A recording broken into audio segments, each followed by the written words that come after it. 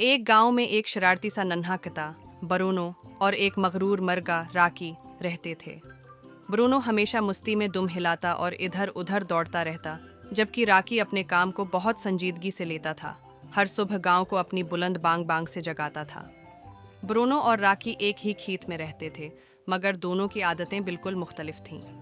Bruno खेलने और दोस्त बनाने का शौकीन था, जबकि राकी को नज्म और ज़ब्त और वक्त की पाबंदी पसंद थी। एक दिन ब्रूनो ने राकी को बाड़ पर खड़े अपने परों को फड़फड़ाते और बांग देने की तैयारी करते देखा। तजस्सुस से भरा ब्रूनो भौंक कर बोला, राकी, तुम हर रोज इतनी सुबह क्यों जागते हो? आओ मेरे साथ खेलो। राकी ने फखरिया सीना तान कर कहा, मेरा काम गाँव वालों को जगाना है। अगर मैं न जगाऊं तो किसान देर से जागेंगे और कोई काम नहीं होगा। ब्रूनो जमीन पर लौट-पुट होकर हंसा, ये तो बहुत बुरंग काम लगता है। जिंदगी तो मजे और खेल कूद के लिए है। राकी ने संजीदगी से सर हिलाया, शायद किसी दिन तुम्हें जिम्मेदारी की अहमियत का एहसास होगा। उसी शाम सूरज ढलते ही काले बादल छा गए, तेज हवाएं चलने लगीं और मूसीलाधार बारिश शुरू हो गई। पूरी खेत पानी में भीग गया। अगली सुबह राकी बांग देने की कोशिश करता रहा, मगर तूफान की वजह से उसकी आवाज बंद हो चुकी थी। ब्रूनो ने राकी को जदोजहद करते देखा तो उसे दुख हुआ। फिक्र न करो राकी, मैं तुम्हारी मदद करूंगा। ब्रूनो पूरे खेत में दौड़ने लगा, जोर जोर से भौंकने और उछलने लगा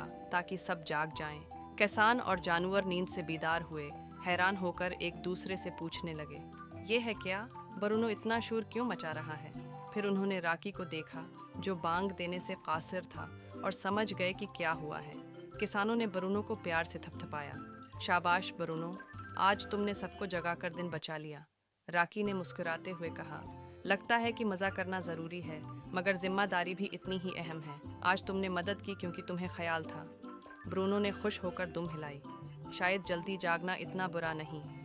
इस दिन के बाद ब्रूनो और राकी गहरे दोस्त बन गए। राकी हर सुबह बांग देता रहा, मगर कभी कभी ब्रूनो के साथ खेलने भी चला जाता, और ब्रूनो ने सीखा कि खेल कूद भी किसी न किसी तरह फ़ायदा मंद साबित हो सकता है, जैसे सबको वक्त पर जगाने में।